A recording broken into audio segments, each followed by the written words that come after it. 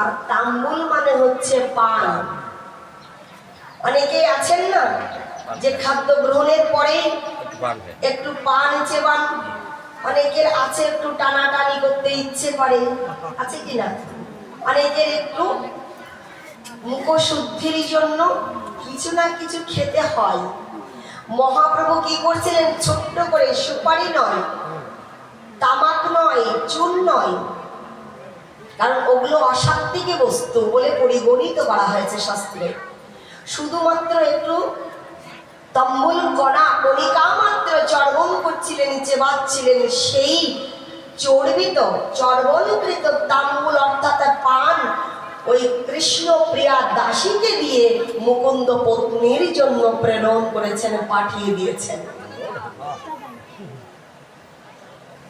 লক্ষ্য করে দেখুন, সেই মহাপ্রভু চিবানো চর্বণকৃত, চর্বণ মানে তো চেবানো, সেই চাবানো কণিকা মাত্র পান যেটা মুকুন্দ পত্নী গ্রহণ করা মাত্র তাৎক্ষণিকভাবে আরোগ্য লাভ করলেন, তিনি সুস্থ হয়ে গেলেন। তাই নয়, অল্প কয়েক দিনের মধ্যে তার গর্ভ সঞ্চার হলো, তিনি গর্ভবতী হলেন। হরি বল।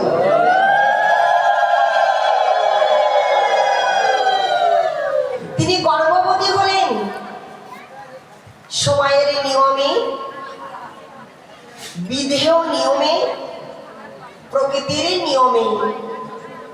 শ্রী ভগবানের নির্বাচিত সময়ে গৃহ আলো করে সেই নবজাতকের জন্ম হলো। যেমন করে এই বাবুসোনার হয়েছিল, ওনার প্রাপ্তিতে, ওই ছোট্ট বাবুসোনার প্রাপ্তিতে যেমন এনারা খুশি আনন্দিত, আজ মুকুন্দ এবং মুকুন্দ পত্নী তার পুত্র সন্তানটিকে প্রাপ্ত হয়েও অতীব আনন্দিত। স্বামী স্ত্রী দুজনে মিলে এই পুত্র সন্তানটির নামকরণ করলেন ভক্তপ্রভা রঘুনন্দন। বলুন রঘুনন্দন কি জয়। এই ভক্তপ্রভা রঘুনন্দনের জন্মটা, জন্মতিথিটা, জন্মক্ষণটা আর আমার শ্রীমান মহাপ্রভু গৌরাঙ্গ সুন্দরী রমণী ছিলেন না বিষ্ণুপ্রিয়া দেবী, এই দ্বিতীয় রমণী একজন ছিলেন লক্ষ্মীপ্রিয়া মানে লক্ষ্মীপ্রিয়া, আর অপর জনের নাম ছিল বিষ্ণুপ্রিয়া।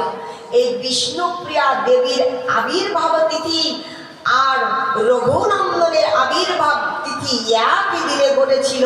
এই জন্য আজ মহা আড়ম্বরের সহিত এই তিথি পালন করা হয়, সর্বত্র উদযাপিত।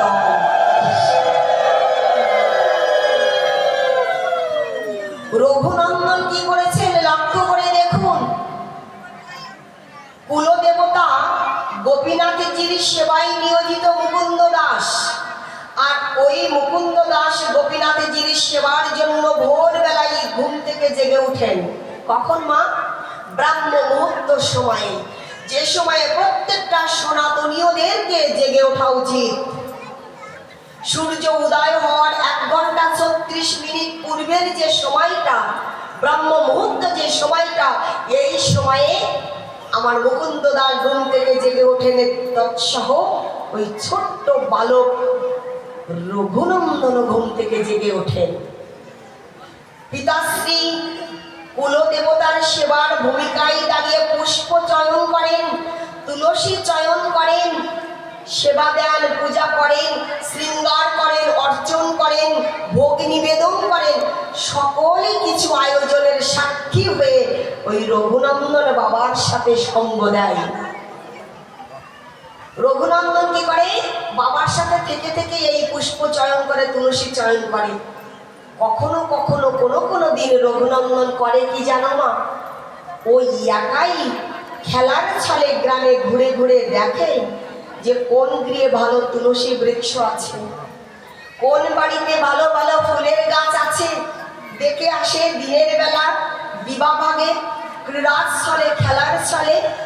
আর পরের দিন ব্রহ্ম মুহূর্তে তথা সকালবেলায়, ভোরবেলায় ঘুম থেকে জেগে উঠে স্নান আদি সেরে পাত্রস্থ সেই পুষ্প, সেই তুলসী চয়ন করে বাবা যখন গোপীনাথজির সেবায় নিয়োজিত, বাবার সম্মুখে গিয়ে পাত্রস্থ পুষ্প আর তুলসী প্রদান করে বলেন, অর্পণ নিবেদন করে বলেন, বাবা নাও, বাবা গ্রহণ করো। গোপীনাথজির সেবার জন্য পুষ্প চয়ন করে নিয়ে এসেছি, তুলসী চয়ন করে নিয়ে এসেছি। বাবা যখন বটে বসে শ্রীমদ্ ভগবদ গীতা, অমাল প্রাণ ভগবত চৈতন্য চরিতামৃত, অখিল নিখিল শাস্ত্র গ্রহণ করেন, পাঠ করেন, আস্বাদন করেন, পুত্র রঘুনন্দনের পাশে বসে বসে সেগুলো শ্রবণ করেন। পাশে বসে বসে দেখেন বাবা কেমন করে গোপীনাথের সেবা দিচ্ছেন, কেমন করে কোথায় তুলসী দিচ্ছেন, কোথায় পুষ্প দিচ্ছেন, কেমন করে শৃঙ্গার করছেন, কেমন করে অর্জন করছেন। 5 বছর বয়সে বসে বসে লক্ষ্য করেন। সুধীজন, কেন কেন দেন বাবা? একটা কথা আমরা শুনেছি না, দেখলে কোথা থেকে শিখলাম না, শিখলে কোথা থেকে? দেখলাম যেখান থেকে। যেখান থেকে আমরা দেখি সেখান থেকে কিছু গ্রহণ করি, সেখান থেকে কিছু আমরা শিক্ষা নেই। রঘুনন্দন কোথার থেকে শিক্ষা নিচ্ছে? বাবার থেকেই, নিজের বাড়ি থেকে, আলয় থেকে, গৃহ থেকেই শিক্ষা নেয়। কারণ এই গৃহটা একটা মানুষের জীবনের প্রাথমিক বিদ্যালয়, বিদ্যা গ্রহণের আলয়, জায়গা, তাই না? এই নিজের গৃহ থেকেই শিক্ষা লাভ করতে হয়। পিতার সাথে সাথে কি করেছে? এমন কাজ সকলে কিছু দেখে রাখেন।